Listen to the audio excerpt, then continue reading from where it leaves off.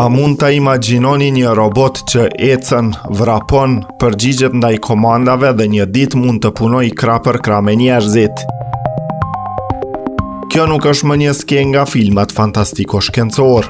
Për herë të parë, Universiteti Publik Kadri Zeka ka sjellë në Kosovë Unitree G1, një nga robotët humanoid më të avancuar të gjeneratës së re. Ky robot nuk është thjesht një pajisje ekspozuese. Ai është projektuar për t'i ndihmuar studentët dhe stafin akademik të mësojnë nga afër se si funksionojnë robotika, automatizimi dhe inteligjenca artificiale.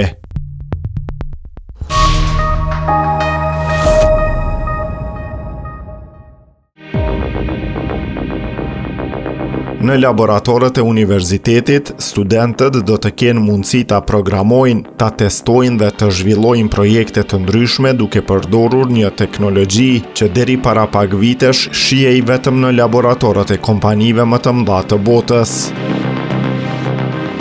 Ky është një hap i rëndësishëm drejt modernizimit të arsimit universitar në Kosovë dhe krijon mundësi të reja për kërkim shkencor, inovacion dhe zhvillim profesional.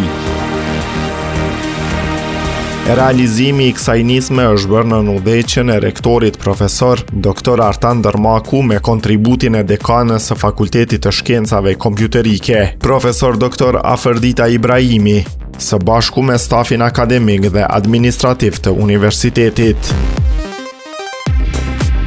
Me investime të tilla, Universiteti Publik Kadri Zeka në Gjilan synon t'u ofrojë studentëve mundësinë për të punuar me teknologjinë më moderne dhe për t'i përgatitur ata për sfidat e së ardhmes.